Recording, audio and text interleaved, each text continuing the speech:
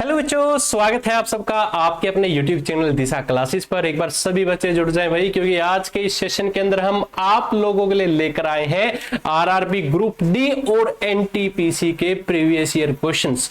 मेरे बच्चों, अगर आप ये क्लास लगा लेते हैं तो आपका एनटीपीसी और आपका आरआरबी ग्रुप डी का जो प्यारे बच्चों एग्जाम है, जितने भी प्रीवियस ईयर के प्रश्न हैं प्यारे बच्चों, वही रिपीटेड पूछे जाते हैं और किस प्रकार पूछे जाते हैं आज की इस क्लास के अंदर हम चर्चा करेंगे। क्लास को शुरू करने से पहले आप लोगों को बताना चाहूंगा कि हर रोज सुबह 9 बजे आपकी करंट अफेयर की क्लास होती है भाई, और शाम को 7 बजे प्रीवियस ईयर के क्वेश्चंस की क्लास होती है, और आपकी हर रोज 8 बजे आरआरबी ग्रुप डी एनटीपीसी की आपको क्लास मिला करेगी। तो सभी बच्चे हर रोज सुबह कितने 9 बजे करंट अफेयर की क्लास लगाएं, शाम को 7 बजे आप लगाएंगे प्रीवियस ईयर एचएसएससी सीईटी के लिए क्लास, और साथ में 8 बजे की बात करें तो आपकी आरआरबी ग्रुप डी और एनटीपीसी के एग्जाम के जितने भी प्रीवियस ईयर प्रश्न है वो करवाए जाएंगे। चलिए प्यारे बच्चों, शुरुआत करता हूं अपनी आज की इस क्लास की। और आपकी इस क्लास के अंदर देखिए भाई, जितने भी प्रश्न करवाएंगे मोस्ट इंपोर्टेंट करवाएंगे, सिलेक्टेड प्रश्न करवाएंगे। और दोस्तों, ये सीरीज आपकी टॉपिक वाइज चलेगी कि भाई कौन से टॉपिक से कौन सा प्रश्न पूछा जा सकता है। सबसे पहले कौन सा प्रश्न आता है कि इनमें से कौन सा पाषाण युग स्टोन एज के 3 प्रमुख कालों के अंतर्गत नहीं आता। प्यारे बच्चों, स्टोन एज के अंदर कौन सा जो काल है वो नहीं आता। मैं इस प्रश्न को फिर रिपीट करना चाहूंगा कि इनमें से कौन सा पाषाण युग भाई स्टोन एज के 3 प्रमुख कालों के अंतर्गत नहीं आता। क्या वो आपका ऑप्शन ए पुरा पाषाण काल रहेगा, नव पाषाण काल रहेगा, ताम्र पाषाण काल रहेगा, या फिर आपका मध्य पाषाण काल रहेगा। मेरे बच्चों, प्रीवियस ईयर के अंदर ये प्रश्न आया था और सही आंसर आपका क्या रहेगा, ऑप्शन सी ताम्र पाषाण काल। अगर मैं बात करूं प्यारे बच्चों कि ये पहले कौन से एग्जाम में आया था, ये RRB group D RRB NTPC 2021 की प्यारे बच्चों शिफ्ट 1 के अंदर आया था, जो आप लोगों के लिए मोस्ट इंपोर्टेंट है। इससे जुड़े हुए कुछ पॉइंट्स पढ़ लेते हैं। क्या कहता है कि पाषाण युग में मनुष्य पत्थर के औजारों का इस्तेमाल करता था। भाई आपसे पूछ लिया जा सकता है क्या कि भाई मनुष्य पत्थर के औजारों का उपयोग कौन से काल में करता था, तो आपका सही आंसर क्या रहेगा भाई, आपका पाषाण युग के अंदर मनुष्य क्या करता था, पत्थर के औजारों का इस्तेमाल करता था। इसके साथ साथ पाषाण युग में 3 चरण होते थे प्यारे बच्चों। कौन कौन से, पूरा पाषाण काल होता था, मध्य पाषाण काल होता था, और आपका नव पाषाण काल क्या होता था। ये 3 चरण होते थे पाषाण युग के अंदर। अगर आपसे पूछ लिया जाए, देखिए ये जे हेडिंग आप लोग देख रहे हैं ना, ये भी एक तरीके से क्वेश्चन है आपका। क्वेश्चन कैसे है कि पाषाण युग में जो 3 चरण होते हैं उन 3 चरणों के नाम बताओ। अगर ये पूछ लिया जाए तो आपको पता है कि भाई पहला चरण तो आपका क्या है कि पूरा पाषाण, दूसरा मध्य पाषाण, और तीसरा पूछा जाए तो नव पाषाण। ये क्या है आपका 3 चरण है। इसी के साथ साथ प्यारे बच्चों, जो आपका ताम्र पाषाण युग है, नव पाषाण युग के बाद क्या हुआ, आरंभ हुआ, जिसमें मनुष्यों ने क्या करा, तांबे के औजारों का इस्तेमाल करना शुरू कर दिया। अब देखिए इस पॉइंट को जरा ध्यानपूर्वक अगर आप पढ़ते हैं तो क्या कहता है, ये कहता है कि भाई ताम्र पाषाण व नव पाषाण युग के बाद मनुष्यों ने क्या कर दिया, तांबे के औजारों का इस्तेमाल शुरू कर दिया। क्लियर है। चलिए भाई, बहुत बढ़िया। लगभग 5000 ईसा पूर्व में मनुष्यों ने सर्वप्रथम तांबा धातु का क्या किया है, प्रयोग किया है। ठीक है जी। चलिए बढ़ता हूं अगले प्रश्न की तरफ। क्वेश्चन नंबर 2 क्या कहता है कि भीमबेटका की गुफाओं की खोज कब हुई थी। भीम बेटका की जो दोस्तों गुफाएं हैं उनकी खोज कब हुई थी। क्या वो 1955-56 में हुई, 1957-58 में हुई, या 1954 से 55 में हुई थी, या फिर 1953 से 54 के बीच में हुई। हाँ जी, कब हुई बताएं मेरे बच्चों। भीम बेटका की जो ये गुफाएं हैं इनकी खोज हुई थी आपकी 1957-58 के अंदर। ठीक है जी। और प्रीवियस ईयर में आया था जी, आरआरबी एनटीपीसी के एग्जाम में आया था।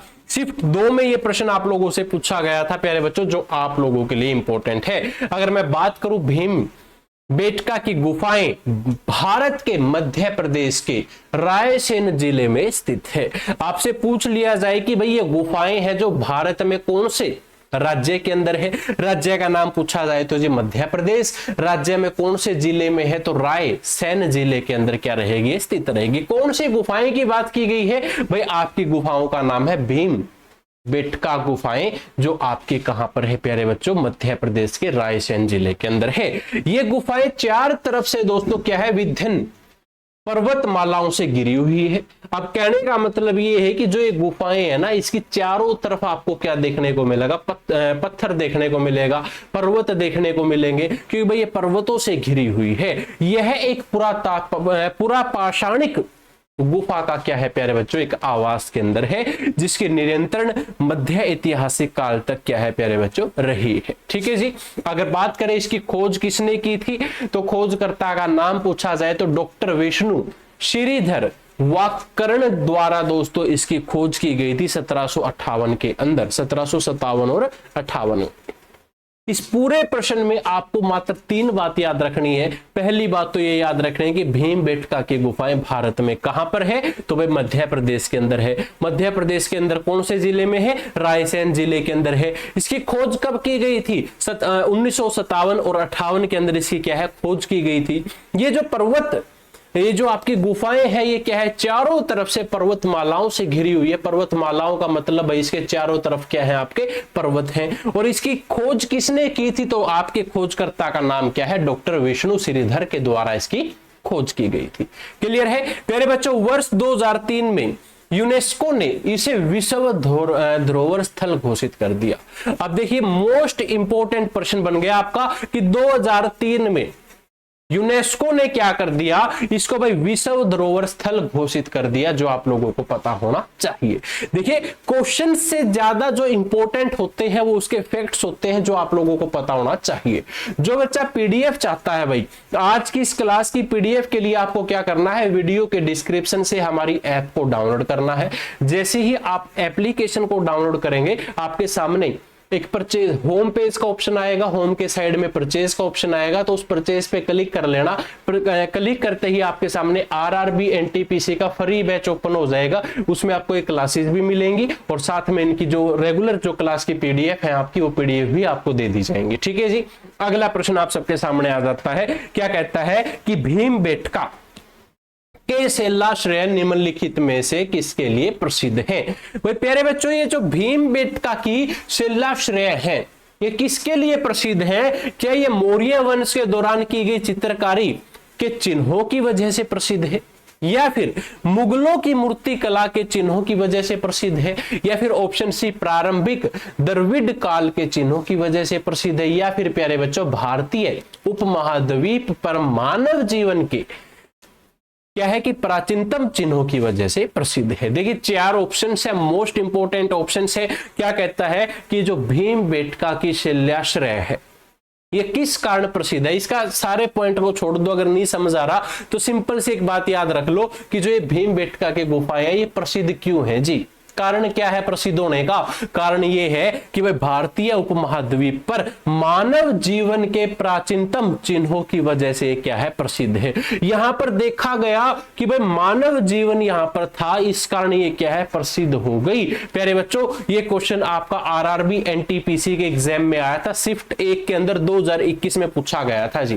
क्लियर है। चलिए इसी के साथ साथ भाई मध्य प्रदेश के विंध्य क्षेत्र में भोपाल के दक्षिण पूर्व में रायसेन जिले में ये क्या है अवस्थित है। अब ये सारी सब दिमाग में नहीं घुसरी, छोड़ दो। हमें सिर्फ इतना पता है कि जो ये भीमबेटका की गुफाएं हैं कहां पर है, मध्य प्रदेश के रायसेन में है। बस आपको इतना याद रखना है इसमें से। ठीक है जी।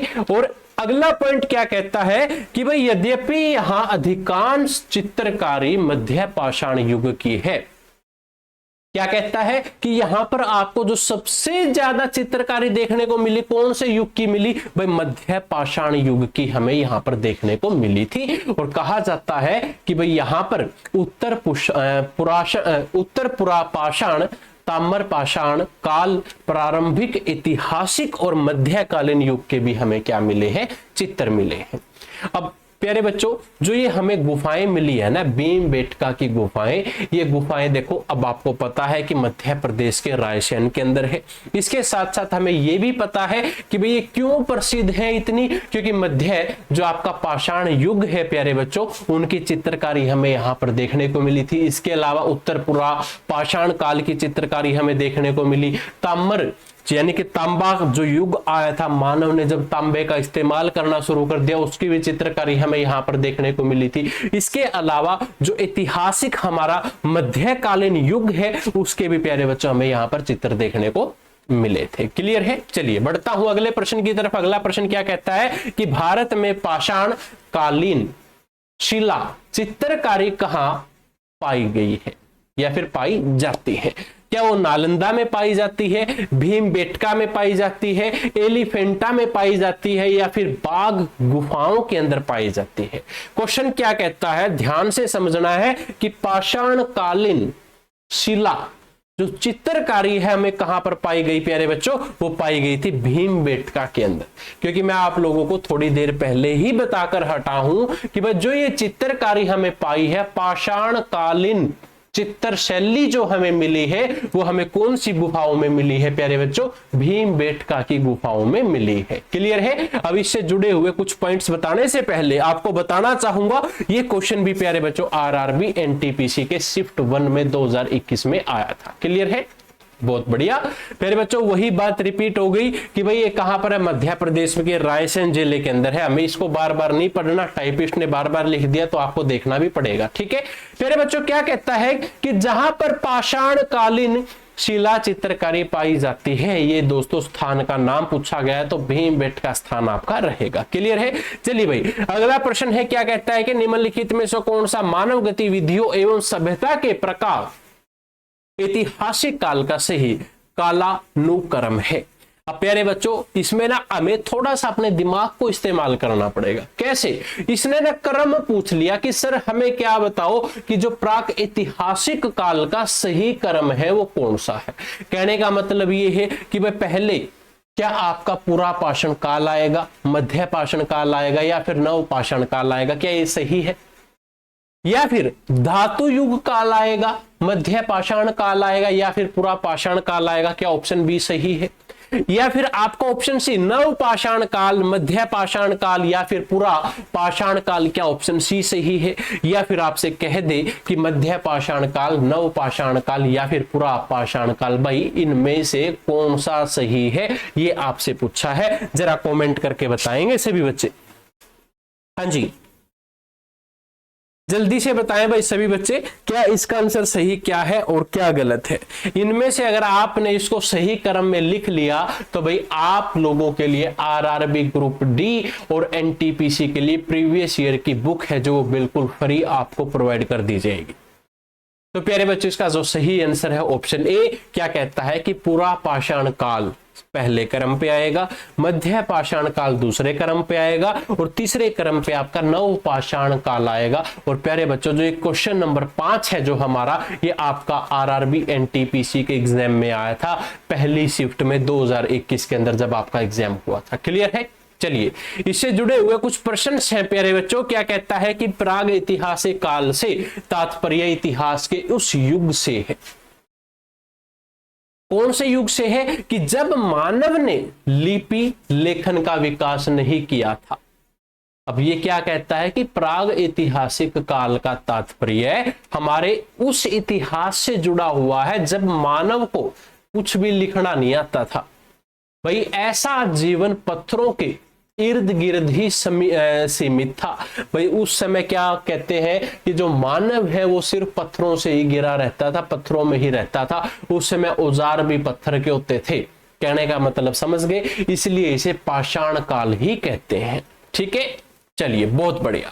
इसी के साथ साथ प्यारे बच्चों इस पाषाण काल अथवा प्राग ऐतिहासिक काल को 3 भागों में बांटकर देखा जा सकता है। अब प्यारे बच्चों वो 3 भाग कौन कौन से हैं जिसको हम प्राग ऐतिहासिक काल को बांट सकते हैं? वो 3 भाग आपके मैंने अभी बताए थे। पहला भाग पूरा पाषाण काल है, दूसरा भाग मध्य पाषाण काल है और तीसरा काल कौन सा है, नव पाषाण काल। अब ये क्वेश्चन प्यारे बच्चों कैसे आ सकता है, आपसे सिर्फ यही पूछा था कि भाई क्रम में लिखो। किसको क्रम में लिखो, प्राग ऐतिहासिक काल के जो 3 भाग हैं उनको क्रम में लिखो। वो 3 भाग कौन कौन से हैं पूछा जाए तो भाई पहला भाग क्या है, पुरा पाषाण काल, दूसरा मध्य पाषाण काल, तीसरा नव पाषाण काल। क्लियर है, चलिए बहुत बढ़िया। और देखिए ये इतिहास से मैंने इसलिए शुरू करा है क्योंकि पहली क्लास है तो आपको आपके प्रीवियस ईयर को हम टॉपिक वाइज अगर पढ़ाएंगे तो आप आसानी से उसको कर पाएंगे जी। ठीक है, अब ये थोड़ा सा भाई एक डायग्राम है, एक चित्र है, क्या कहता है जरा ध्यान से देखिए कि प्राचीन भारत का इतिहास कैसा है। प्राचीन भारत का इतिहास 3 पहलू के अंदर बांट दिया।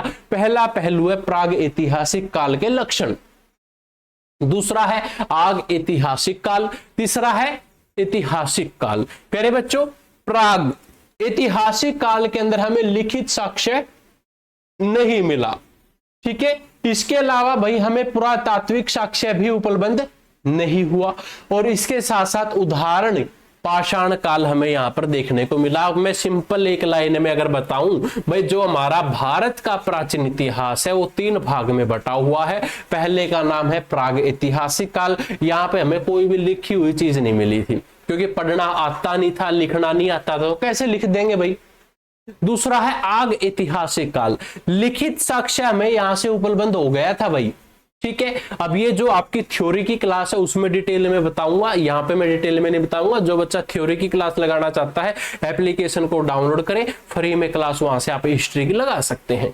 अब प्यारे बच्चों ऐतिहासिक काल के अंदर हमें क्या देखने को मिला था, साक्ष्य मिले थे भाई। क्या साक्ष्य मिले थे, पुरातात्विक एवं साहित्य जो साक्ष्य है हमें वो हमें ऐतिहासिक काल से मिले थे। क्लियर है। अब प्यारे बच्चों जो ये पुरा पाषाण काल है हमारा, इसकी अवधि 5 लाख ईसा पूर्व से 10,000 ईसा पूर्व तक की है। मध्य पाषाण काल की पूछी जाए तो प्यारे बच्चों 9,000 ईसा पूर्व से 4,000 ईसा पूर्व की है। नव पाषाण काल की अवधि पूछी जाए तो 7,000 ईसा पूर्व से 1,000 ईसा पूर्व तक की इसकी क्या है, अवधि है। इतिहास को बिल्कुल जीरो से लेकर अच्छे से आपको एक एक पॉइंट क्लियर करा हुआ है। जो जिस बच्चे ने वो क्लास लगानी है आप क्या करें, एप्लीकेशन को डाउनलोड करें, हिस्ट्री स्पेशल बैच को ज्वाइन करके आप वहां पर अपनी क्लास को लगा सकते हैं। ठीक है जी। अगला प्रश्न है भाई क्वेश्चन नंबर 6 हमारा क्या कहता है कि सिंधु घाटी सभ्यता में, सिंधु घाटी सभ्यता के समय में शिल्प निर्माण के लिए सीप कहां से प्राप्त किए जाते थे। अब यहां पर सिर्फ एक छोटा सा वर्ड है हमारा सीप। प्यारे बच्चों सिंधु घाटी सभ्यता के समय में शिल्प निर्माण के लिए सीप कहां से प्राप्त होते थे, जयपुर, सेतुगई, नागेश्वर या फिर रोपड़, कमेंट करके बताएं भाई।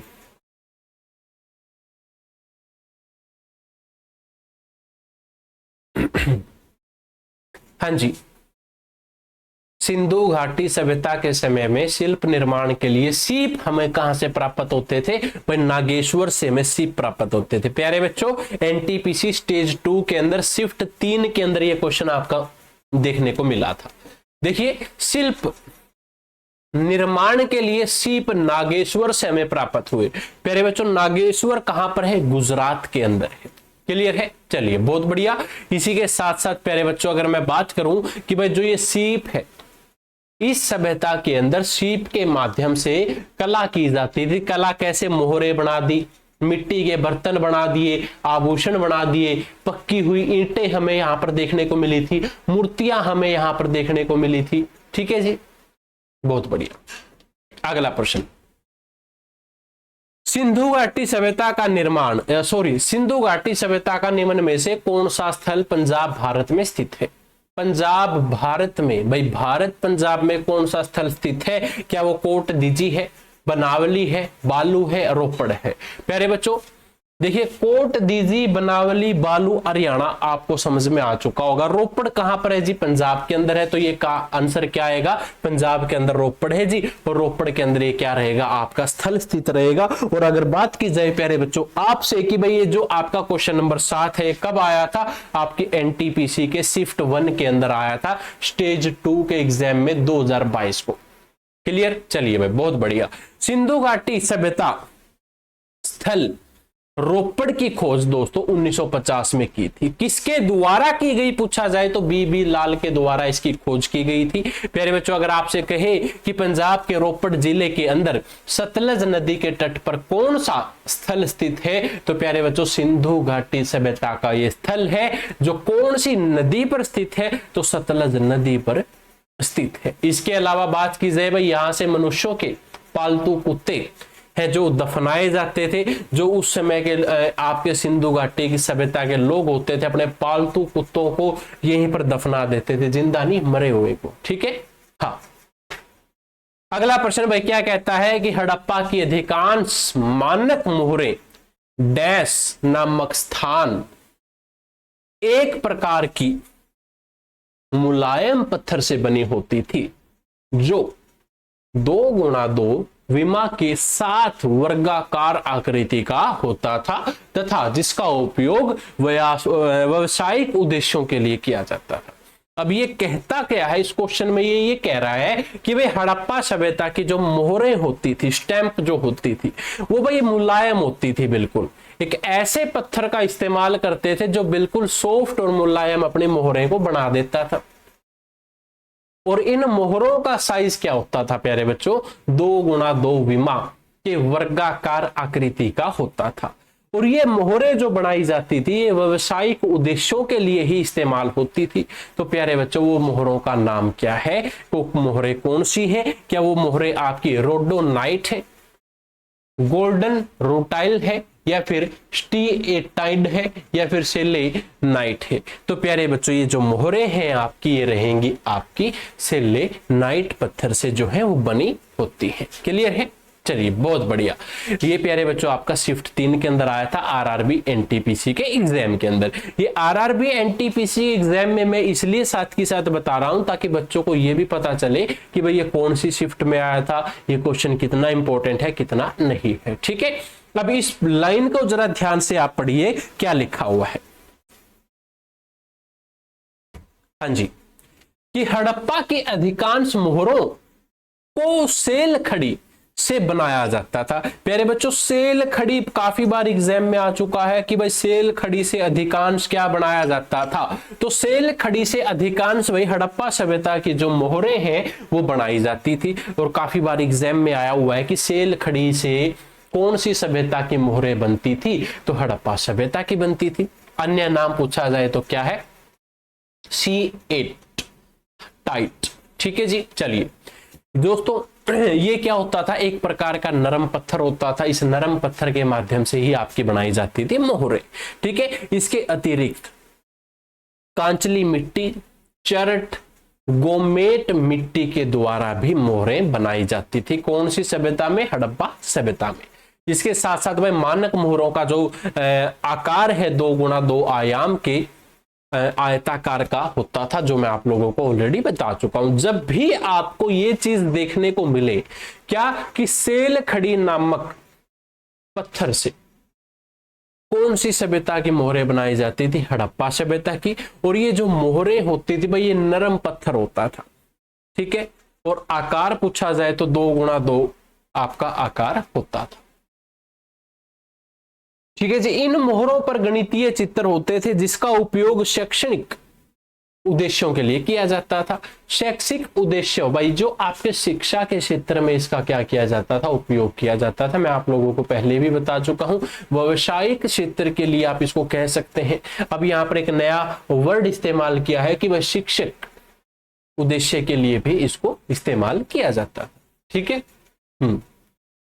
चलिए भाई, ये भी वही बात कहता है कि भाई सभी मोहरों में जानवरों की तस्वीरें एवं चित्रमय लिपि में लिखी जाती थी, जो कि अभी तक स्पष्ट नहीं है। अभी तक स्पष्ट नहीं है का मतलब ये है कि भाई क्योंकि भाई हड़प्पा सभ्यता की जो बोली है, लिपि है, वो अभी तक हमें समझ नहीं आई, लेकिन उनके मोहरे हैं, चित्र हैं, वो हमें अभी अच्छे से समझ में आ चुके हैं।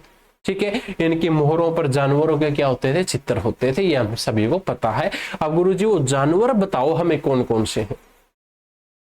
इनकी जितनी भी स्टैंप होती थी उन स्टैंप के ऊपर सबसे पहले तो बाघ, फिर हाथी, फिर वृषम, फिर गेंडा, भैंसा, हिरण, खरगोश, बकरा इत्यादि के क्या बने होते थे, चित्र बने होते थे। ठीक है जी, चलो भाई अगला प्रश्न का आंसर मुझे कमेंट करके बताएंगे जितने बच्चे इस क्लास को देखने लग रहे हैं। क्या कहता है कि धोलावीरा डैश राज्य में स्थित है, बताओ भाई सभी बच्चे।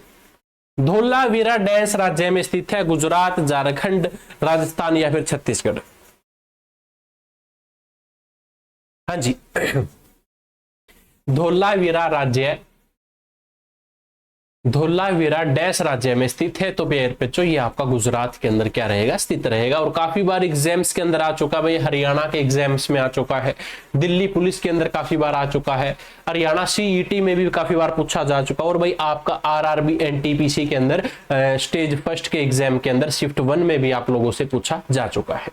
ठीक है जी, धोलावीरा गुजरात के कच्छ जिले के बचाऊ तालुका में क्या है, स्थित है। बचाऊ तालुका में क्या है, ये स्थित है। कहां पर, कच्छ। ठीक है जी, चलिए अगर मोहित पुनिया सर होते तो भाई यहाँ पर कच्छ की जगह कच्छा और बचाओ, यानी कि भाई कच्छा ना उतारते कोई और बचाओ, तो वो कुछ भी बोल सकते हैं। तो भाई यहाँ पर आप इसको अपने तरीके से याद कर सकते हैं। काफी अच्छे टीचर है भाई हरियाणा के। ठीक है, हरियाणा की अगर मैं कहूं तो भाई आन बान शान हमारे हरियाणा की मोहित पुनिया। ठीक है जी, तो आप इसको भी अच्छे से एक बार पढ़ें कि भाई इस स्थल की खोज 1968 में किसने करी थी, तो जगपति जोशी द्वारा की गई थी। भाई किसने की थी, जगपति जोशी के द्वारा 1968 में इसकी खोज की गई थी। ठीक है जी, चलिए भाई प्यारे बच्चों क्या कहता है कि यहां पर पाए गए कलाकृतियों में टेराकोटा, मिट्टी के बर्तन, मोती, सोने एवं चांदी के गहने, जानवरों की मूर्तियां, उपकरण, कलश इत्यादि हमें यहाँ पर देखने को मिला है।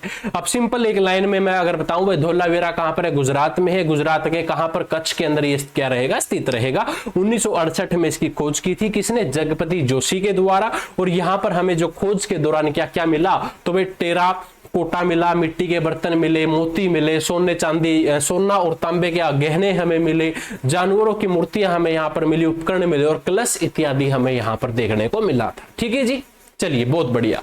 अगला पॉइंट क्या कहता है, जुलाई 2021 में यूनेस्को ने धोलावीरा को भारत के 40वें विश्व धरोहर स्थल के रूप में घोषित कर दिया। आपसे क्वेश्चन ये पूछ सकता है कि भाई 40वें विश्व धरोहर स्थल के रूप में भारत के किस स्थल को घोषित किया गया, तो धोलावीरा को किया गया। धोलावीरा कहां पर है, आपके भारत के गुजरात के कच्छ में स्थित है। क्लियर है, चलिए बहुत बढ़िया भाई। तो इस प्रतिष्ठित सूची में शामिल होने वाला सिंधु सभ्यता का भारत का यह पहला स्थल है। तो भाई भारत का पहला स्थल कौन सा बन गया, आपका धोलावीरा बन गया, जो कि गुजरात के कच्छ में स्थित है। ठीक है जी, चलिए भाई अगला प्रश्न क्या कहता है आप सबको कि धोलावीरा एक पुरातात्विक स्थान किस समय विधि से जुड़ा हुआ है। तो भाई कौन सी समय विधि से जुड़ा हुआ है, इसका पूछने का मतलब ये है कि जो ये धोलावीरा है इनमें से कौन से काल से जुड़ा हुआ है। क्या ये गुप्त अवधि यानी कि गुप्त काल से जुड़ा हुआ है, मगध काल से जुड़ा हुआ है, या फिर सिंधु घाटी सभ्यता से, या फिर चालुक्य अवधि यानी कि चालुक्य काल से। हाँ जी बताएं दोस्तों। धोलावीरा एक पुरातात्विक स्थल है और वो कौन से काल से जुड़ा हुआ है। हम पढ़ किसके बारे में रहे हैं भाई, सिंधु घाटी सभ्यता के बारे में पढ़ रहे हैं। तो कौन से काल से जुड़ा होगा, सिंधु घाटी सभ्यता से जुड़ा हुआ होगा। ऑब्वियसली बात है, हमें पता होना चाहिए। एनटीपीसी के शिफ्ट 2 में आपका ये एग्जाम के अंदर आपको देखने को मिला था। ठीक है जी, अगला प्रश्न है, मोहनजोदड़ो में पाया गया विशाल स्नानघर एक विशाल डैश था। इसका मतलब क्या कहता है कि मोहनजोदड़ो में एक विशाल स्नानघर, एक बाथरूम पाया भाई जो बहुत बड़ा था।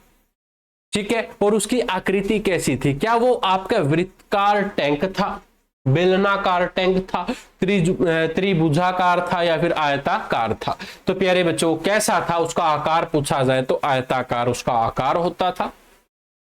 इसका जो स्नानघर हमें पाया, कहां पर पाया, मोहनजोदाड़ो के अंदर हमें ये पाया था। क्लियर है प्यारे बच्चों, आरआरबी एनटीपीसी के एग्जाम में आया था क्वेश्चन। ये चीज आप ना ध्यान पूर्वक देखते रहा करें, ये बार बार शायद मैं ना बता पाऊं आपको। तो भाई मोहनजोदड़ो में पाया गया विशाल स्नानघर एक क्या था, विशाल आयताकार टैंक था। ठीक है। मोहनजोदाड़ो की अगर बात की जाए सिंधु घाटी सभ्यता का सबसे बड़ा ये स्थल होता है। प्यारे बच्चों, इसकी खोज किसने की थी? राखलदास बनर्जी ने 1922 के अंदर इसकी खोज की थी। अब आपसे सिर्फ ये पूछा, काफी बार पूछा जा चुका है एग्जाम्स के अंदर, क्या पूछा था कि भाई खोज किसने की थी? खोज किसने की थी? राखलदास बनर्जी ने। कब की थी भाई? 1922 में इसकी खोज करी थी। ठीक है जी, चलिए बहुत बढ़िया। और क्या कहता है कि यहां से एक सील में 3 मुख वाले देवता की मूर्ति हमें मिली थी। भाई मूर्ति कौन सी मिली थी? भाई हमें पशुपति नाथ की यहां पर हमें मूर्ति देखने को मिली थी। ठीक है, अगला प्रश्न है क्वेश्चन नंबर 12 प्यारे बच्चों, क्या कहता है कि वर्ष 1920-21 के आसपास किस नदी के किनारे खुदाई के दौरान हड़प्पा शहर मिला था? भाई क्या हमने झेलम नदी को खोदा, क्या व्यास नदी को, चेनाब या फिर रावी? भाई कौन सी नदी की खुदाई के दौरान हमें भाई किसकी हड़प्पा सभ्यता शहर की क्या हुई थी? खोज हुई थी। तो भाई रावी नदी के कारण हमें क्या मिला था? आपका हड़प्पा सभ्यता शहर मिला था 1920-21 के अंदर, हमें रावी नदी के किनारे बसा हुआ मिला। क्लियर है प्यारे बच्चों? आरआरबी एनटीपीसी के शिफ्ट 1 के अंदर ये क्वेश्चन आपको देखने को मिला था। अब बात करते हैं भाई हड़प्पा सभ्यता शहर की। तो हड़प्पा शहर सिंधु सभ्यता का एक शहर है जो पाकिस्तान के मोंटगोमरी जिले में रावी नदी के तट पर वर्ष 1920-21 में खुदाई के दौरान मिला था, यानी कि हमारे भारत की आजादी से पहले, क्योंकि उस समय भारत और पाकिस्तान एक थे। और उस समय दोस्तों राखलदास बनर्जी के सहयोग से, दयाराम साहनी के सहयोग से हमने उत्खनन किया था और हमें पता चला था प्यारे बच्चों कि भाई हड़प्पा सभ्यता नाम से भी कोई शहर है। अब 2 प्रश्न आपके बन जाते हैं, काफी बार बच्चे कंफ्यूज हो जाते हैं। अगर आपसे कहे कि हड़प्पा सभ्यता शहर की खोज किसने करी, तो भाई आपके दयाराम साहनी ने की थी। कब की थी? 1920-21 के अंदर। मोहनजोदाड़ो की खोज किसने की थी? राखलदास बनर्जी ने की थी। क्लियर है? चलिए बहुत बढ़िया। अगला प्रश्न भाई आप सबके सामने क्या कहता है? सिंधु घाटी सभ्यता के किस शहर का शाब्दिक अर्थ मृतकों का टीला है? क्या वो मेसोपोटामिया है, मोहनजोदाड़ो है, बालकोट है या फिर हड़प्पा है? प्यारे बच्चों, किस घाटी, सिंधु घाटी सभ्यता के किस शहर का शाब्दिक अर्थ है मृतकों का टीला? तो मृतकों का टीला क्या है? मोहनजोदाड़ो, जो दोस्तों आपके किसने खोज करी थी? इसके खोजकर्ता का नाम क्या है? मुझे कमेंट करके बताएंगे। अभी अभी हमने थोड़ी देर पहले पढ़ा था। ठीक है जी, चलिए। मोहनजोदाड़ो का सिंधी भाषा में अर्थ है मृतकों का टीला। क्या है? मृतकों का टीला। अगर आपसे पूछ लिया जाए बस कौन सी भाषा का अर्थ है, ये सिंधी भाषा का अर्थ है। प्यारे बच्चों, यहां पर यह दुनिया का सबसे पुराना नियोजित और उत्कृष्ट शहर माना जाता है। नियोजित का मतलब इनके जब हमने टीले देखे तो ये वेल सेटल्ड टीले थे, इनकी गलियां पक्की थी, मकान अच्छे बना रखे थे, घर में कुएं थे, यानी कि फुल व्यवस्था इनके घर के अंदर होती थी, जो शायद आज हमारे समय में ना हो किसी के घर पे। ठीक है जी, तो प्यारे बच्चों यह सिंधु घाटी सभ्यता का सबसे परिपक्व शहर था, जो सिंधु नदी के दाएं किनारे लरकाना जिले में स्थित है। ठीक है जी, चलिए अगला प्रश्न। इसकी खोज राखलदास बनर्जी ने 1922 में क्या है प्यारे बच्चों की थी? इसको ध्यानपूर्वक पढ़ ले एक बार, भैया आप लोगों के लिए इंपॉर्टेंट है। पीडीएफ की बात करें तो पीडीएफ के लिए मैंने आप लोगों को बता रखा है कि वो आपको कहां पर मिलेगी। एप्लीकेशन को डाउनलोड कर ले, वहां पर रजिस्ट्रेशन करें, रजिस्ट्रेशन करने के तुरंत बाद आपको ये पीडीएफ आपको मिल जाएगी। अगला प्रश्न क्या कहता है? मोहनजोदाड़ो का शब्द का अर्थ क्या है? हाँ जी, मोहनजोदड़ो जो आपने पढ़ा है, इसके शब्द का अर्थ क्या है? अभी पढ़ा था, सिंधी भाषा का शब्द है इसका। क्या है? मृतकों का टीला। तो प्यारे बच्चों मृतकों का टीला कौन है? मोहनजोदड़ो है। ठीक है जी, आरआरबी एनटीपीसी के शिफ्ट 2 में स्टेज 1 एग्जाम्स के अंदर आप लोगों से ये पूछा गया था। मोहनजोदाड़ो कहां स्थित है भाई? कहां पर स्थित है? क्या ये आपके खैबर के अंदर स्थित है, पंजाब में स्थित है, बलूचिस्तान में स्थित है या फिर सिंधी में स्थित है? प्यारे बच्चों मोहनजोदाड़ो कहां पर स्थित है पूछ लिया जाए तो ये आपके सिंध के अंदर स्थित रहेंगे, सिंध में स्थित रहेंगे। ठीक है जी, ये सिंध। मोहनजोदाड़ो का अर्थ आप सभी को पता है, मृतकों का टीला, जो हम ऑलरेडी आप लोगों को बता चुके हैं। अब भाई सिंध कहां पर है? पंजाब के अंदर है। पंजाब के लरकाना जिले के अंदर क्या रहेगा? ये सिंध स्थित रहेगा, जो आप लोगों के लिए इंपॉर्टेंट है। इसकी खोज 1922 में राखलदास बनर्जी ने की थी। काफी बार रिपीट हो चुका है और बहुत बार एग्जाम में आ चुका है कि मोहनजोदाड़ो की खोज किसने की? राखलदास बनर्जी ने की। कब की? 1922 में की थी। ठीक है जी। चलिए अगला प्रश्न, हड़प्पा सभ्यता का कौन सा शहर विशिष्ट रूप से मनके बनाना, सीप काटना, धातु की वस्तुएं बनाना, मोहर बनाना, तराजू का निर्माण करना आदि कार्यों के लिए भाई प्रसिद्ध था, या उसके उत्पादन के लिए अपने आप को समर्पित करता था? हड़प्पा सभ्यता का कौन सा शहर था प्यारे बच्चों? मुझे कमेंट करके बताएं। तो वो शहर का नाम क्या है? क्या मोहनजोदाड़ो है, नागेश्वर है, हड़प्पा है, या फिर भाई आपके चुनहुदड़ो है? हाँ जी, कौन सा शहर है? तो भाई जो आपके ऑप्शन डी चंदुहदड़ो है प्यारे बच्चों। ये क्या करता था? आपका ये निर्माण, ये उत्पादन के लिए काफी प्रसिद्ध होता था। ठीक है जी। इसके साथ साथ अगर मैं बात करूं प्यारे बच्चों कि ये मोहनजोदड़ो से 80 मील दक्षिण में स्थित, इसकी खोज दोस्तों 1931 में M.G. मजूमदार ने की थी। किसने की थी? M.G. मजूमदार ने इसकी खोज की थी, जो आप लोगों के लिए इंपॉर्टेंट है। बाकी देखिए जो आपके सामने लिखा हुआ है, झांकर संस्कृति भी इसके अंदर थी, या झुकर भी आप उसको कह सकते हैं। ठीक है, ये आप लोगों के लिए इतना खास इंपॉर्टेंट नहीं है, लेकिन आपको ये बात पता होनी चाहिए कि मोहनजोदड़ो से 80 मील दक्षिण के अंदर ये स्थित था। इसकी खोज 1931 में M.G. मजूमदार ने की थी। ठीक है जी। और यहां पर प्यारे बच्चों हमें अधिकांश क्या क्या देखने को मिलता था? यहां पर हमें भाई मणके हैं, सीप है, मोहर है, मुद्राएं हैं, वो हमें यहां पर अधिक मात्रा में देखने को मिलती थी। इसके अलावा प्यारे बच्चों अगर मैं बात करूं भाई, यह एकमात्र स्थल था जहां पर वक्राकार ईंटें भी हमें देखने को मिलती थी। ठीक है जी। क्वेश्चन नंबर 17 प्यारे बच्चों क्या कहता है कि सिंधु घाटी सभ्यता के निर्माण, या सॉरी सिंधु घाटी सभ्यता के निम्न में से किस स्थल को सबसे पहले खोजा गया था? तो वह कौन सा स्थल है जो सिंधु घाटी सभ्यता का सबसे पहले खोजा गया था? क्या वो मोहनजोदड़ो है, हड़प्पा है, लोथल है, कालीबंगन है? हाँ जी, बताएं दोस्तों। सिंधु घाटी सभ्यता का कौन सा स्थल है जो सबसे पहले खोजा गया? तो वह हड़प्पा स्थल है जो सबसे पहले खोजा गया था। कब खोजा गया था? 1920-21 के अंदर खोजा गया था। किसने खोजा था? कमेंट करके बताएंगे आप लोग। ठीक है जी। चलिए भाई अगले पॉइंट्स हैं इसके। क्या कहते हैं कि भाई 1921 में दयाराम साहनी के द्वारा किसको खोजा गया? हड़प्पा सभ्यता को खोजा गया था। क्लियर है? चलिए इसी के साथ साथ हड़प्पा सभ्यता जो दोस्तों ये शहर है सिंध नदी घाटी में फैला हुआ है। इसका जो अगर मैं बात करूं सिंध घाटी सभ्यता भी इसका एक अलग से नाम रखा गया था। आपसे पूछ लिया जाए कि इसका नाम सिंधु घाटी सभ्यता किसने रखा? आप कह सकते हो कि 1921 में दयाराम साहनी के द्वारा इसका ये नाम भी रखा गया, क्योंकि भाई सिंधु नदी के किनारे हमें हड़प्पा सभ्यता की खोज हुई थी। ठीक है। हाँ चलिए भाई 1922 में राखलदास बनर्जी ने मोहनजोदाड़ो की खोज की थी, और मोहनजोदाड़ो का सिंधी अर्थ अगर आपसे पूछ लिया जाए तो कमेंट करके बताएंगे मृतकों का टिल्ला।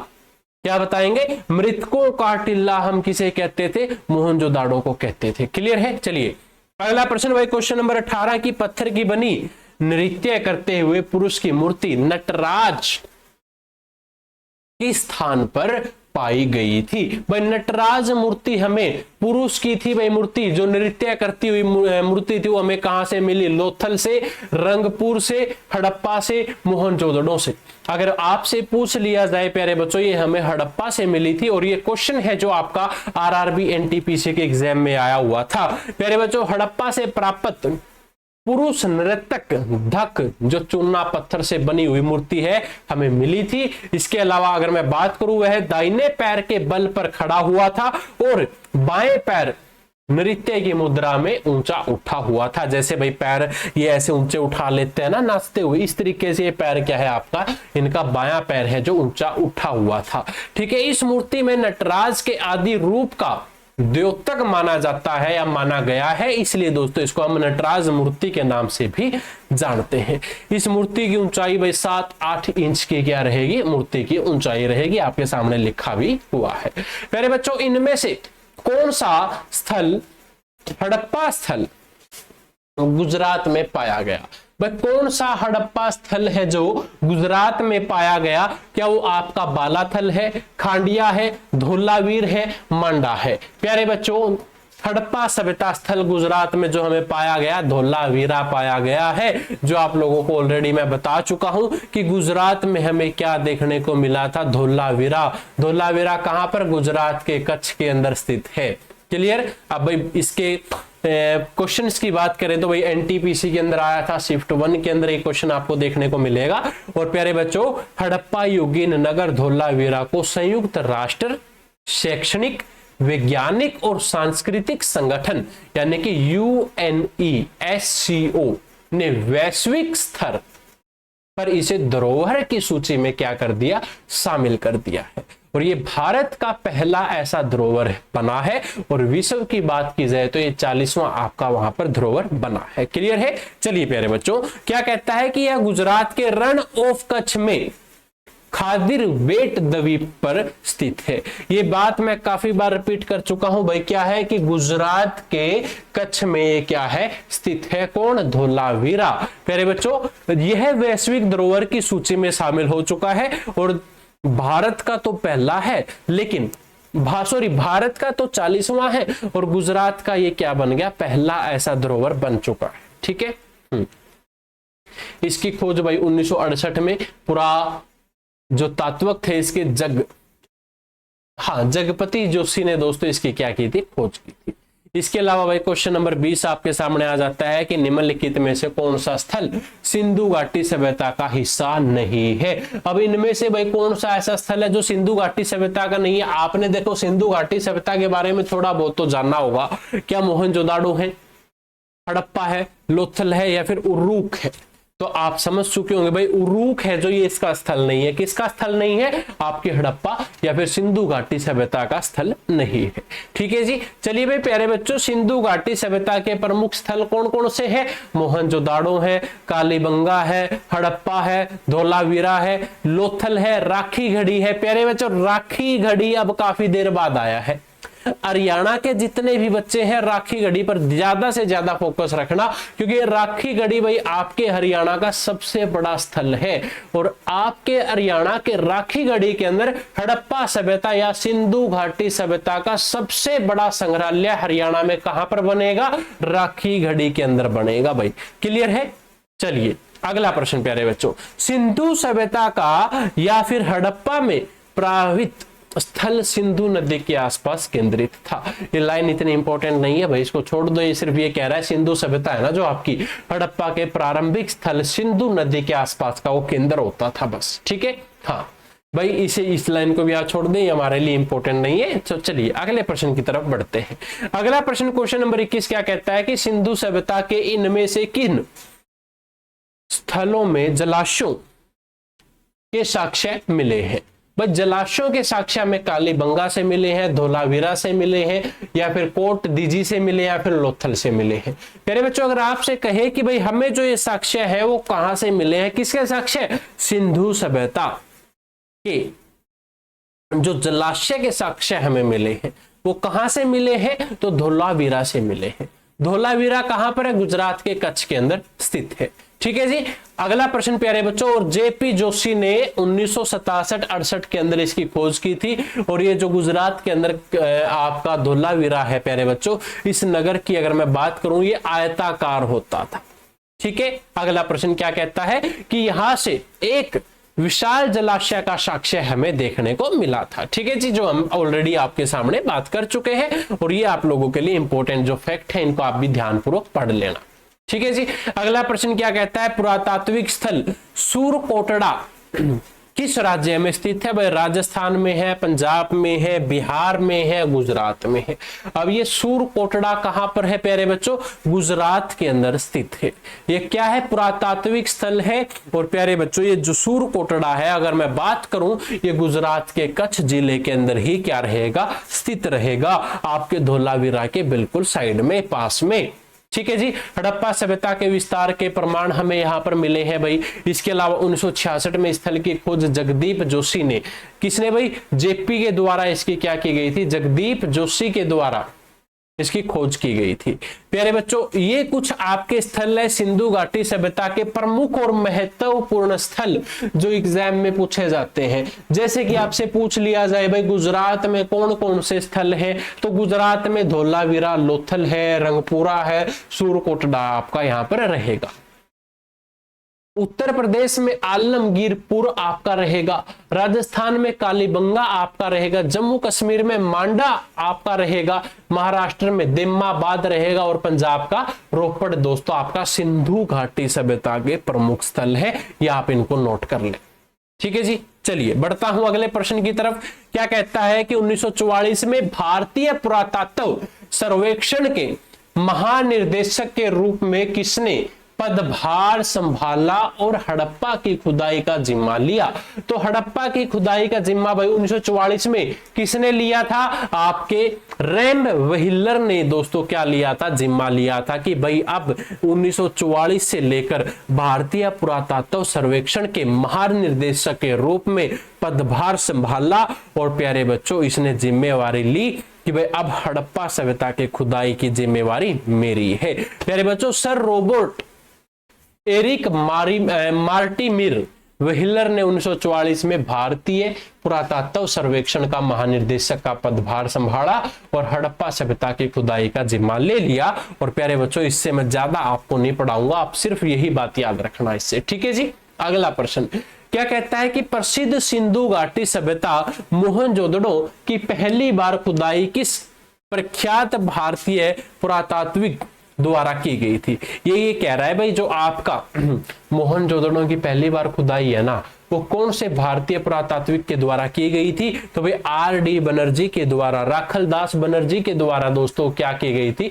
वो खुदाई की गई थी। ठीक है, चलिए अगला प्रश्न प्यारे बच्चों क्या कहता है? मृतकों का टीला किसे कहते हैं? मोहनजोदाड़ो को कहते हैं। पाकिस्तान के सिंध के अंदर प्यारे बच्चों लरकाना जिले के अंदर ये क्या होता था? आपका सिंधु नदी के तट पर स्थित होता था। कौन? आपका मोहनजोदाड़ो। और राखलदास बनर्जी ने 1922 में प्यारे बच्चों क्या की थी? इसकी खोज की थी। ठीक है, चलिए। और मोहनजोदाड़ो का सबसे बड़ा स्थल होता था भाई विशाल स्नानगार। ये 11.88 मीटर लंबा, 7.01 मीटर चौड़ा और 2.43 मीटर गहरा होता था। ठीक है, चलिए। मोहनजोदाड़ो की सबसे बड़ी इमारत भाई अनगार होती थी, जहां पर वो अपना क्या है अनाज को सेव करके रखते थे। 45.71 मीटर लंबा और 15.23 मीटर चौड़ा इनका अनाज घर होता था। ठीक है, चलिए क्वेश्चन नंबर 25 क्या कहता है कि हड़प्पा सभ्यता 2500 BC के आसपास विकास किया गया था, उन्हें हम क्या कहते हैं? क्या कहते हैं भाई? हाँ जी, पाकिस्तान और अफगानिस्तान, पश्चिम भारत और पाकिस्तान, अफगानिस्तान और पश्चिम भारत, या फिर भारत और चीन। मेरे बच्चों, हड़प्पा सभ्यता 2500 BC के आसपास जो विकास हुआ था उसको क्या कहते हैं? उसको कहते हैं पश्चिम भारत और पाकिस्तान। ठीक है जी प्यारे बच्चों, ये विकास हुआ था पश्चिम भारत और भारत के अंदर, पश्चिम भारत और पाकिस्तान के अंदर। ठीक है जी, रावी नदी के तट पर आपका क्या है हड़प्पा है, और पाकिस्तान के मांटो जो आपका गोमरी जिला है प्यारे बच्चों, उसके ऊपर ये हड़प्पा सभ्यता जो स्थल है वो स्थित होता था। 1921 में इसकी खोज की थी किसने भाई? दयाराम साहनी ने। और इनके साथ में माधव स्वरूप वत्स भी होते थे। अगला प्रश्न आप सबके सामने भाई, सिंधु घाटी सभ्यता की सबसे महत्वपूर्ण विशेषताएं क्या थी? सिंधु घाटी सभ्यता की सबसे महत्वपूर्ण विशेषताएं कमेंट करके बताएं भाई सभी बच्चे। सिंधु घाटी सभ्यता की सबसे महत्वपूर्ण विशेषताएं क्या होती थी? तो भाई इसकी विशेषताएं होती थी कि ईंट के बने हुए इनके भवन, इनके घर होते थे, पक्की ईंटों के बने हुए। ठीक है जी।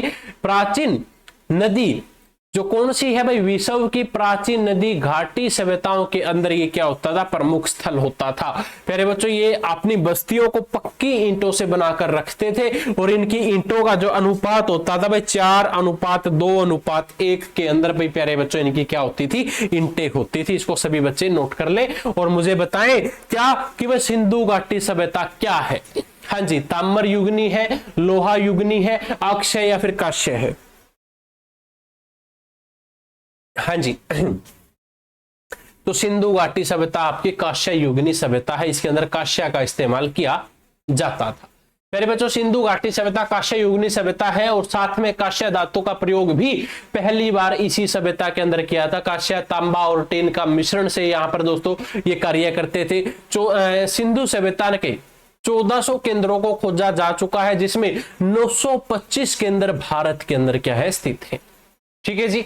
हड़प्पा के लोग निम्नलिखित भगवान में किसकी पूजा नहीं करते? शिव, विष्णु, कबूतर या फिर सवार स्थित। हाँ जी, तो भाई हड़प्पा सभ्यता के लोग जो पूजा नहीं करते वो विष्णु भगवान की पूजा नहीं करते। ठीक है जी। ये क्वेश्चन हमारे बार बार वही रिपीट हो रहे हैं, तो मैं इनको अब क्या करता हूं, स्किप करता हुआ चलूंगा, ताकि जो चीज आपकी छूट चुकी है वो आपको बता दी जाए। जो आपने ऑलरेडी कर रखी है उनका बार बार बताने का भी आपको कोई फायदा नहीं है, क्योंकि वो आप बार बार पढ़ चुके हैं, अच्छे से आप उसको याद कर चुके हैं। प्यारे बच्चों, क्वेश्चन नंबर 29 क्या कहता है कि किस वर्ष में जर्मनी और इटली के पुरातात्विकों के एक दल ने मोहनजोदड़ो को अनवशेष रूप किया है? भाई कब किया था इन्होंने? 1980 के अंदर। भाई जर्मनी और इटली की जो पुरातात्विक टीम आई, उन्होंने मोहनजोदड़ो को खोजा, देखा और विशेषण उसका किया। तो कब किया? 1980 में किया था। इसके साथ साथ भाई 1980 में इन टीम ने इसका क्या किया था? अवशेषण किया था। ये रिपीट हो चुका है, बार बार इसको हम नहीं करेंगे। हड़प्पा सभ्यता के मोहरों पर निम्नलिखित में से कौन सा पशु अक्सर देखा जाता था? हड़प्पा सभ्यता की जो मोहरें होती थी, जो पैसे होते थे, उसके ऊपर हमें जो चित्र है प्यारे बच्चों, वो किसका देखने को मिलता था? बैल का चित्र देखने को मिलता था। ठीक है जी। बैल का चित्र हमें इनके ऊपर देखने को मिलता था। और हड़प्पा सभ्यता की पाई गई मोहरें आयताकार, गोलाकार, वर्गाकार एवं बेलनाकार होती थी। ये 4 प्रकार की क्या होती थी? इनकी मोहरें होती थी, जिनके ऊपर हमें अधिकांश तो सबसे ज्यादा तो बैल के चित्र देखने को मिलते थे। बैल के अलावा हाथी भी देखने को मिला है, गैंडा भी देखने को मिला है, बाघ भी देखने को मिला है, बकरी भी, और दोस्तों आपका जो बैल है वो तो है ही है। ठीक है जी। चलिए अगला प्रश्न प्यारे बच्चों आप सबके सामने, क्वेश्चन नंबर 31 के निम्नलिखित में से कौन सा हड़प्पा स्थल शिल्प कलाओं के उत्पादन से संबंधित नहीं है? कमेंट करके बताएं भाई। शिल्प कलाओं के उत्पादन से संबंधित नहीं है, तो मांडा प्यारे बच्चों संबंधित नहीं है। ठीक है। जम्मू कश्मीर में चिनाब नदी के दाएं तट पर है दोस्तों ये मांडा आपका क्या रहेगा? स्थित रहेगा। ठीक है जी। चलिए, और यहां पर जो हमें अधिकांश नागेश्वर से शंख से बनी वस्तुएं, चूड़ियां, करछियां, पिचकारी की वस्तुएं हमें यहां पर आपको अधिक मात्रा में देखने को मिलती थी। ठीक है जी। क्वेश्चन नंबर 32 प्यारे बच्चों, ऋग्वेद में 1028 सूक्त हैं, जिन्हें 10 पुस्तकों में वर्गीकृत किया गया है, जिन्हें डैश के नाम से जाना जाता है। किस नाम से जाना जाता है? मंडल के नाम से हम उनको जानते हैं। क्या कहता है भाई? ऋग्वेद में 1028 सूक्त हैं, जिन्हें 10 पुस्तकों में वर्गीकृत किया गया है, जिन्हें मंडल के नाम से हम जानते हैं। सबसे पुराना वेद भाई कौन सा है? तो सबसे पुराना वेद है ऋग्वेद। ठीक है जी। रचनाओं को क्रम अनुसार भाई क्या कहता है कि रचनाओं को क्रमबद्ध ज्ञान के संग्रहण में ऋग्वेद कहते हैं। ऋग्वेद सबसे पुराना वेद आपका रहेगा, जिसमें 10 मंडल है, 1028 युक्त है और 11 सूक्त है और 10,462 यहां पर रचनाएं यानी कि मंत्र इसके अंदर शामिल है। ठीक है जी। चलिए अगला प्रश्न भाई क्या कहता है कि वेदों का इनमें से कौन सा अंग जटिल शब्दों के अर्थ एवं व्याख्या के लिए प्रसिद्ध है? भाई वेदों का इनमें से कौन सा अंग जटिल शब्दों के अर्थ एवं व्याख्या के लिए प्रसिद्ध है? तो भाई वो प्रसिद्ध क्या है आपका? निरुक्त क्या रहेगा? प्रसिद्ध रहेगा। मेरे बच्चों वेदों के अंग को वेदांग कहा जाता है, और वहीं पर अगर मैं बात करूं वेदांग की संख्या 6 होती है, जैसे कि शिक्षा, व्याकरण, निरुक्त, छंद, ज्योतिष और कल्प। प्यारे बच्चों ये क्या होते हैं? वेदांगों की संख्या होती है। ठीक है जी। आप इसको ध्यानपूर्वक पढ़ लीजिएगा, आप लोगों के लिए इंपॉर्टेंट है। ठीक है। अगला प्रश्न क्या कहता है कि भारत का राष्ट्रीय आदर्श वाक्य सत्यमेव जयते, सत्य की हमेशा जीत होती है। इसका अर्थ है भाई किस प्राचीन भारतीय शास्त्र से लिया गया है? सत्यमेव जयते भाई कहां से लिया है? तो आपसे पूछा जाए तो मुंड कोश निषद से प्यारे बच्चों ये लिया गया है। ठीक है जी। अगला प्रश्न है धनुर्वेद यजुर्वेद का उपवेद है जिसका संबंध निम्न में से किससे है। आपसे ये कहता है कि भाई जो धनुर्वेद है यजुर्वेद है इसका उपवेद है जो वो किससे संबंधित है, तो युद्ध कौशल से संबंधित रहेगा। ठीक है, इनको सभी बच्चे ध्यानपूर्वक पढ़ लीजिएगा, ये बातें आप लोगों के लिए इंपॉर्टेंट है। और ये मैं इसलिए भी छोड़ देता हूं भाई क्योंकि आपको पीडीएफ जो मिलेगी उस पीडीएफ से भी तो आपको पढ़ना है ना कुछ ना कुछ। चलिए भाई, क्या कहता है कि निम्नलिखित में से किस वेद में संगीत के संबंधित ज्ञान संग्रहित है। तो भाई किससे हमें संगीत का जो ज्ञान मिलता है, तो सामवेद से हमें संगीत का जो है ज्ञान मिलता है। सामवेद संगीत के संबंधित वेद है प्यारे बच्चों। साम का अर्थ है गान यानी कि गाने से। ठीक है जी, सामवेद में संकलित मंत्रों को देवी देवताओं की स्तुति के समय गाया जाता था। सामवेद में कुल 1875 क्या रहेंगी, रचनाएं रहेंगी। इसमें 75 ही सामवेद के हैं और शेष आपके ऋग्वेद से ग्रहण किए गए हैं। ठीक है, क्वेश्चन नंबर 38 क्या कहता है कि वेदों को इंडो आयरन सभ्यता का सर्वप्रथम साहित्यिक अभिलेखक माना जाता है। इसमें शामिल 4 वेदों के नाम ऋग्वेद, सामवेद, यजुर्वेद और डैश है। तो प्यारे बच्चों इसके अंदर आपका अर्थवेद भी शामिल रहेगा। ठीक है जी,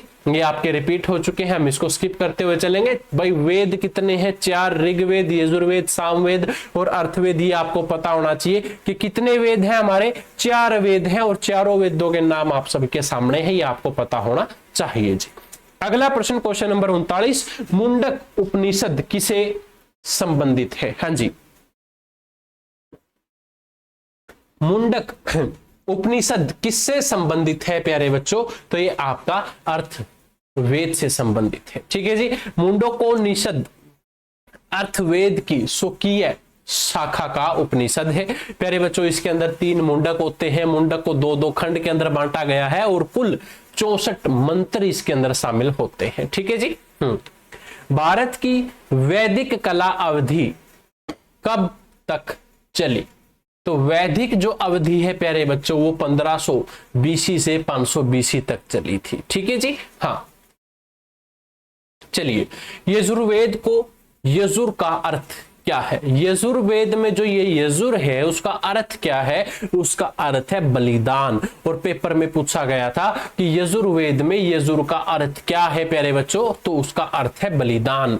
ठीक है जी, हाँ इनको मैं स्किप करता हुआ इसलिए चल रहा हूं क्योंकि भाई ये बातें हमारी बार बार रिपीट होने लग रही है। तो अगला प्रश्न क्या कहता है कि निम्नलिखित में से किस वेद में बीमारियों का उपचार दिया गया है। तो बीमारियों का जो प्यारे बच्चों उपचार दिया गया वो आपका अर्थवेद के अंदर दिया गया है। ठीक है, अर्थवेद के अंदर बीमारियों के उपचार के बारे में बताया गया है और इसके अंदर मनुष्यों के सामान्य विचारों तथा अंधविश्वासों का भी विवरण आपको देखने को मिलता है।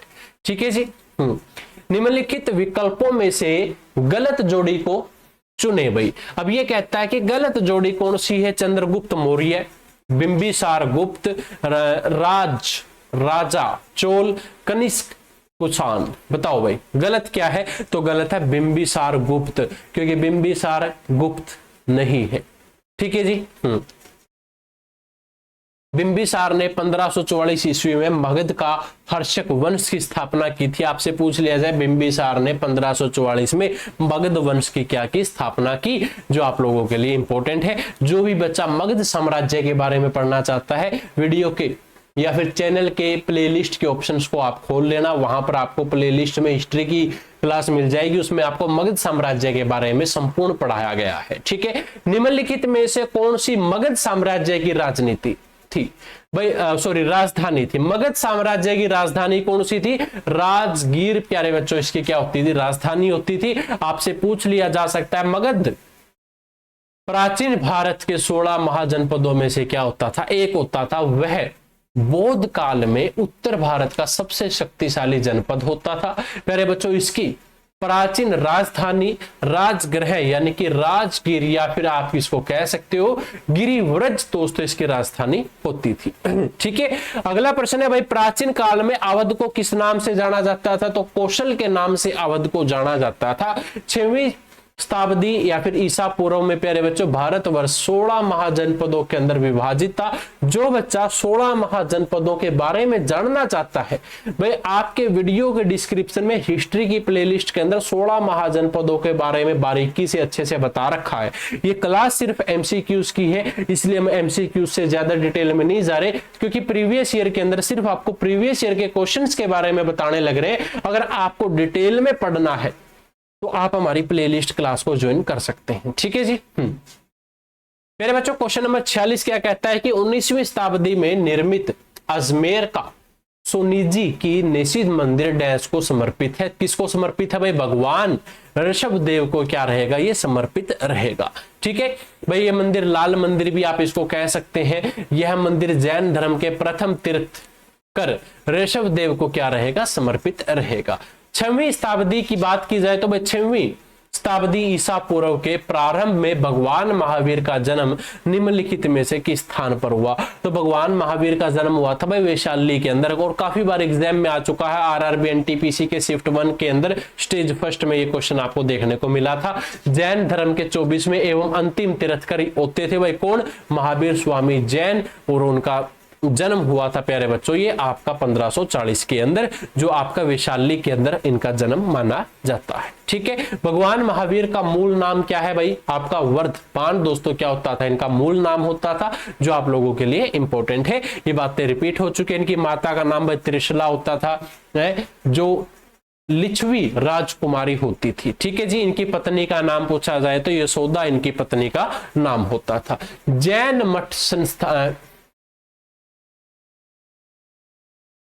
मठ संस्थानों को क्या कहा जाता था भाई? क्या कहा जाता था भाई? आपका बसादीस के नाम से इनको जाना जाता था। जैन मठ जो संसाधन को बसादी भी कहा जाता था प्यारे बच्चों। और ये 24वें तीर्थकर महावीर स्वामी जो हुआ करते थे, जैन धर्म के प्रथम तीर्थकर तो आपके कौन होते थे? ऋषभ देव होते थे। और 24वें तीर्थकर पूछ लिया जाए तो महावीर स्वामी आपके तीर्थकर होते थे। आज की इस क्लास का आखिरी प्रश्न है, 24वें जैन तीर्थकर का नाम क्या है? अभी थोड़ी देर पहले बताया था, महावीर जैन प्यारे बच्चों 24वें तीर्थकर होते थे, जो आप लोगों के लिए इंपॉर्टेंट है। ठीक है जी, ये आप लोगों के लिए इंपॉर्टेंट है। महावीर जैन का या फिर महावीर स्वामी का जन्म 599 ईस्वी में कुंड ग्राम के अंदर हुआ था, जिसको हम वैशाली के नाम से भी जानते हैं। प्रथम आपके जो तीर्थकर पूछ लिया जाए जैन धर्म के, तो ऋषभ देव प्यारे बच्चों क्या होते थे? प्रथम आपके तीर्थकर होते थे। ठीक है जी। ये आपके जैन धर्म के 2 समुदाय हैं। सबसे पहले तो आपका समुदाय का नाम है श्वेतांबर, और दूसरे का नाम है दिगंबर दोस्तों। इनका जैन धर्म के जो 2 समूह होते थे उनके नाम है। ठीक है जी। ये आपकी आज की क्लास थी प्यारे बच्चों। इस क्लास में से अगर किसी भी बच्चे का कोई डाउट है या कोई क्वेरीज है तो मुझे कमेंट करें, आपका जो डाउट है वो क्लियर कर दिया जाएगा। बात करें आज की इस क्लास की पीडीएफ की, पीडीएफ के लिए आपको हमारी एप्लीकेशन को डाउनलोड करना होगा। अगर आप पहली बार एप्लीकेशन को डाउनलोड कर रहे हैं तो आपको रजिस्ट्रेशन करना होगा, और रजिस्ट्रेशन करने के बाद आपको दोस्तों जैसे ही आप एप्लीकेशन को लॉगिन कर लेते हैं तो आपके सामने एक होम पेज होगा, और होम के साइड में परचेज का ऑप्शन होगा। जैसे ही आप परचेज पे क्लिक करते हैं तो क्लिक करते ही आपके सामने आरआरबी ग्रुप डी एनटीपीसी का जो बैच है वो ओपन हो जाएगा, और वो बैच आपके लिए बिल्कुल फ्री है। उसके अंदर आपको प्रीवियस ईयर के सभी क्लासेस और साथ में प्रीवियस ईयर के जितने भी क्लासेस होंगी उन सभी क्लासेस की आपको पीडीएफ भी वहां पर प्रोवाइड कर दी जाएगी। ठीक है, चलिए मिलता हूं अब आप लोगों को अगली क्लास में। तब तक के लिए जय हिंद, जय भारत। हर रोज शाम 8 बजे आपको आरआरबी ग्रुप डी एनटीपीसी की एक क्लास देखने को मिलेगी। ठीक है, और हर रोज शाम 7 बजे हरियाणा ग्रुप डी के जितने भी बच्चे हैं तैयारी करना चाहते हैं, हर रोज शाम 7 बजे प्रीवियस ईयर की आपको क्लास देखने को मिलती है। चलिए दोस्तों, थैंक यू, जय हिंद, जय भारत। बने रहें आपके अपने दिशा क्लासेस के साथ।